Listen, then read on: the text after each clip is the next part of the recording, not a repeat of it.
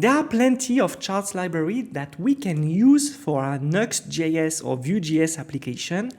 The one that I want to show you today is probably one that you don't know, which is iCharts. It's very known, but it's not really commonly used. iCharts help us to create some very nice and simple charts that we can inject to our JavaScript application. And we've got a module that is called iCharts that we can use directly inside Nuxt.js. So this is going to be the first step. I'm going to stop my application, okay, and I'm going to install Nuxt iCharts, and of course I need to go to my module down there to inject this module Nuxt here that I got. So I'm going just to go directly in here, and we can see here that I got some modules. I'm going to add Nuxt iCharts. Okay, so for now on, I'm able to use Nuxt iCharts, and as we can see here, we got a very nice option to inject here our iCharts, and it's receiving the options that we got here.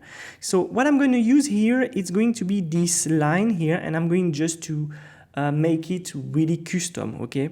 So if I look at the code quickly, we can see that we've got here iChart, here, the chart container with this big object coming in here, and at the end, we've got nothing that comes from here. So I can come back in here. I'm just going to take this iChart here option, going to get back. And to start here, remember down here, we got the tabs of chat.cn and we got the tabs content. And we are looping through the actually list that we got up here.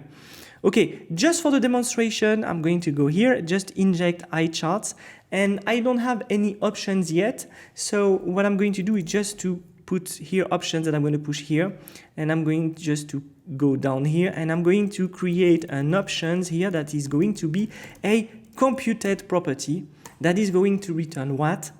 Of course, an object which is exactly like this one. So I'm going to go to the bottom. I'm just going to copy paste to see if I got this result here on the right, and I'm going to inject the object that I got here, and it should be good. So I'm going to come back here, I'm going to update, and here, as we can see, we've got the chart that is appearing in here, which is really cool. However, this is not necessarily how I want these charts to behave. I'm going to make some changes right away with you. There's a lot of things that I want to customize into this chart, such as the size, the color of the line.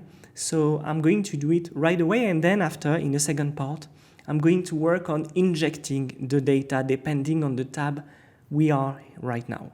Okay, let's focus a little bit on these options to change the behavior of this chart. Here, what I want to do here is just to add here an animation, and it's proper to the documentation, enabled on false. So as you can see here, I can change the option object to inject into my iChart a specific behavior. So if you are looking for the documentation, you can go here directly on iChart, you click on documentation. You get also the API reference that you can find here on iChart's API reference. And here you got all the definition of the object of the chart, which is cool with iChart, it's that we don't get a lot of bugs, it's working really well. So here you can see that you got all the entries that I'm going to use. I can't, of course, talk about all the entries that are possible here. I'm just going to do my own. So let's get back. I don't want to have the title, so I'm going just to remove the text title, and it's going to be empty for now. I don't want to have the subtitle too, so I think I can just remove the subtitle like this, and there we go. Then I can change the x-axis. So here we can see that I got some categories. So what I would like to do, and I'm going to come back to it after, it's to create basically here a categories, there we go, reference. So for now, this categories reference is going to be just an array. But basically, here we can see that we've got the categories down here. The categories that I want to use, it's not the one that I'm going to inject here. What I would like to have, it's basically, and I'm going to do a let instead of here categories, it's a current category. Okay, so the current category here, this is the one that is going to be an array. But here, what I'm going to have here, it's an object, and in this object, you understood that I'm going to have the different categories, which are today, week, month, year. So here, down here, I want to inject this one, current category, so I can take this one while I wait. And on the current categories, I'm going to inject the months, okay? So here, later, I will have what? I will have today with some categories. And then I'm going to have the category week, and then I'm going to have the category months, and then I'm going to have the category year. So here you can see that today corresponds at the current category that I got down here. And we can see that we got a capital letter. Later we will work on the lowercase letter. Okay, let's just let it like this for now. We are going to finish the option. It's going to be better. So here on the x-axis, which is here, we can see that I injected the custom categories, and I'm going to come back to it. What I want to do is to hide these lines, these gray lines. So I can come here on x-axis and put grid line color, and I can put transparent. This is to remove the line. I'm going to come back, just update. I'm going to do exactly the same for the y-axis, and look at this, it disappeared. Okay, we are good. So what I want to do to continue is that I want to remove the title text that I got up here. And as a plot option here, I want to add something else.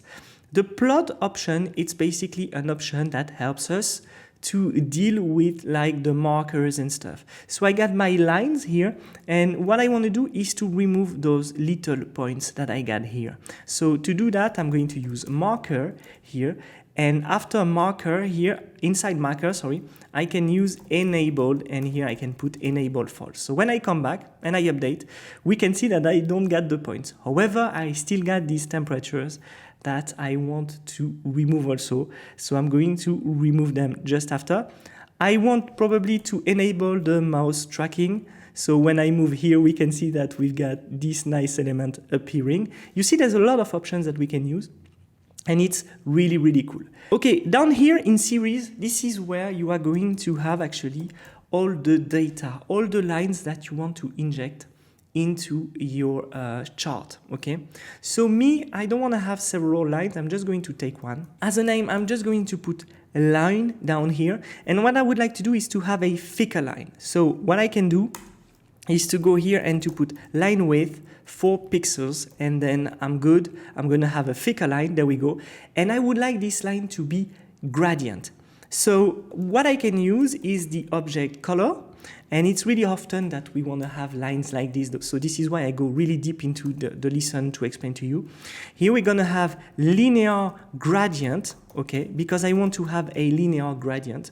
And this is where you have to really listen carefully, because the explanation is going to be a bit difficult. Okay, so here I want to put the points in the space where the colors are going to start and end.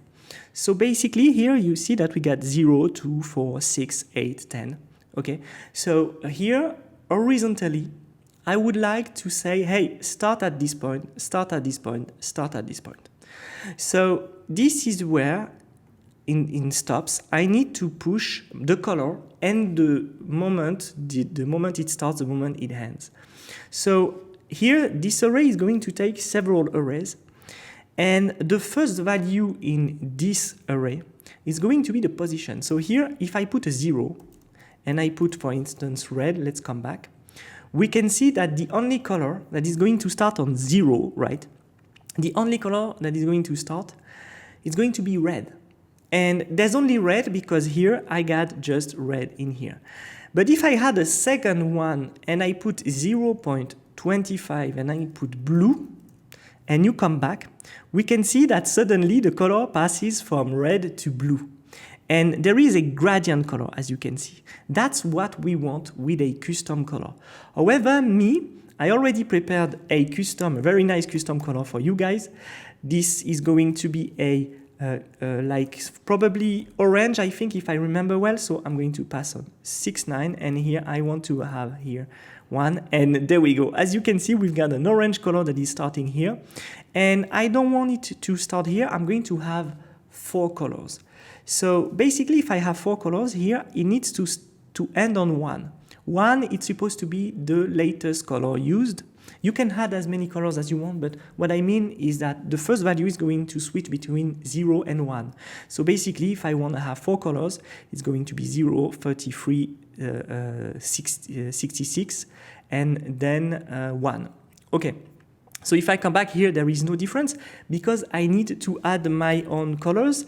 And this is where you want to custom. This is where you want to custom exactly your pattern here. So as you can see, we've got something really nice starting here, then RGBA. And as you see, iCharts, it's really easy to use, really easy to understand. This chart has a lot of options which are very cool to use. And the last one, I think I want to add some kind of green color. So I'm going to hide 217.93.1, and there we go. And this is the color that I want for my chart. Okay, so we saw how to create a linear gradient, right?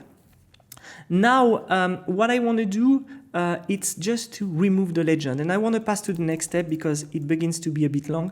I'm going to put here enable false, and we should be good. So I don't want to have a legend. I don't want to show it. I just want to have this. There we go. The last thing is those numbers. I don't want to show those numbers that we got here. So what I want to do here is to turn data labels inside plotOptions.line.data labels enabled on false. And when I come back, look at this. We have a beautiful line. Now this is done. I would like this chart to take the full width. So what I can do is to come back to my HTML part. And if I remember well, I got this class with 400 pixels that is stopping me to go full width. I'm just going to put it on the tabs and look at this. This is what we've got. So here what I need to do is to put max width 400 pixels. And there we go. We are going to come back on the loop here. Don't worry for that. But basically here, we want to inject new data all the time. So we will need to have a dynamic data here. So on my options down here, I remove the data and I'm going to come back on the top and I'm going to put data as a reference. And by default, we're going to put those numbers that we've got up here. So as you can see here, I need to put the data, but of course, here it's going to be data.value because I'm on view 3. And there we go. We've got our beautiful line that is here. We need a bit more customization, but we are going to come back at it later. Let's pass now to the step where our chart is dynamic. When I click in here, I want to update the lines here. I want to update the values, etc., etc. So the first thing that I want to do here, because in this course, I'm not going to fetch data from a database. So I need fake data. So basically, I need a function that is going to create for me fake data, okay? So let's say that this function, it's going to be called generate random value. So I'm going to just to close all of this and I'm going to go here on the bottom and we are going to write this function together. Function generate random data. Okay, so basically we can ask ChatGPT to create a function for us. Okay, so we ask ChatGPT to create this generate random data function, which receive a number. We want 7 days, probably we want all the days of the months, but we don't have the current months yet, so we're gonna have another function for that later. And here we generate the random data unmounted on the function. And these are the values that we got. So 39, 65, etc., etc. And it's injected dynamically into our chart. So if I update all the time, or if I switch like this, here we can see that it's just changing the lines that we got. Okay, so we've got this generate random data ready. What we would like to do is to switch, actually every time we switch from the tabs, we would like to catch when we switch from the tab. So remember, we've got here the tabs from ChatCN, which is on default value today. And right now, I don't know why, but ChatCN is on Radix UI. On Radix UI, you basically can use on value change. We probably saw that together in the Next.js course. but here on Nuxt, it doesn't work for some reason, probably it's the package or whatever. So what I'm going to do is to create a custom function to catch actually the category. So here I'm going to click here on set category, and I need to create this function set category. So I'm going to come back here and put set category, and this function here will be actually the sub function that I'm going to use to set the current category. Let's look at what we've got. If I type console log he.target, when I switch the value, I should have something. So I'm going to come here, and if I click here, we see that I can target the button that I'm clicking on. So what I want to do is to create a value that is going to be e.target.innerText. I want to catch the inner text. However, remember, here we got today with the T capitalized, W capitalized, M capitalized. We would like to make it lowercase. So I can just use lowercase here. And here, remember, on the top, we've got a current category, okay? So here, the current category that we got here, it's the array of all the months that we are supposed to inject. And we saw that it doesn't work. What we would like to do is basically to add here on the current category, instead of this array, we would like to use the set category that we have here. So what I can do is to type current category, and in current category, I want to inject this value here. Okay, so this current category here by default, it's going to be today. And remember, here we want to use categories and current category to change our options. So I'm going to come back down here. If I go to my axis, we can see that I got current category. However, what I want to do is to do categories of current categories. I want to get in today the y-axis that is down here, but we don't have it. So for today, we would like to have all the hours of the day. For the week, we would like to have all the days. For the months, we would like to have also all the days, but on the months.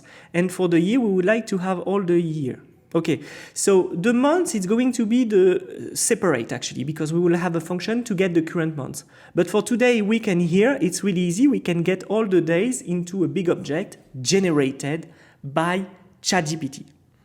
So I got these categories here, object generated by ChatGPT. And in today, I got all the hours. In week, I got all the days of the week. And in the year, I got all the months, actually, not the days. Set of data, because here, it doesn't mean anything. So let's come back and remember, we've got a function that we can use. And this function can actually generate a random value every time we set a new category. What I can use is a switch. And when the value is going to change, I'm going to generate a random set of data. So if it's today, I would like to have 24 set of data. Okay, I can do this. So if it's for the week, I would like to have 7 days. If it's for the months, I'm going to randomly here put 31, okay, for the months. There we go. And if it's for the year, here I'm going to put 365 days. Okay, so every time that I'm going to set here, and by default, I'm going to just to put here 24. There we go. So basically, every time I'm going to set a category, I'm going to inject a new set of data.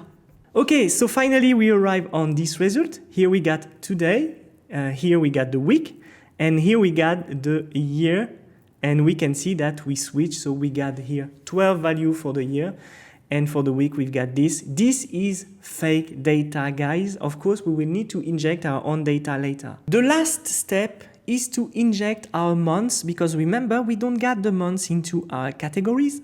So if I go down here, we can see that I got generate months, and this is basically a function that is going to generate the month's dates actually, and to add the month's dates directly to my categories down here. So this is a basic ChatGPT generated function in JavaScript, but just let's decompose it quickly. We've got the current date, and we want to have the current months. So we use get months. Then we got the full year, and we want to generate the month's dates. So we got the month's dates in an array, and this is what we are going to return from this function. Once we got the month's date, we want to push to the categories value, the categories plus the key months, which is relative to this tab in here. So when I click here, you can see that I'm generating all the dates for the month of March. This is how we create a custom chart, and we inject actually this chart into our Nuxt.js application with fake data just to test it. Of course, all this code is inside the index.view page that you can find directly into the repository. We could, of course, make a custom component with it and inject directly the custom component on the tabs content in here. Which is cool is that here we are looping through the list of elements, and every time we loop, we are re-rendering the chart with the current options and the current data.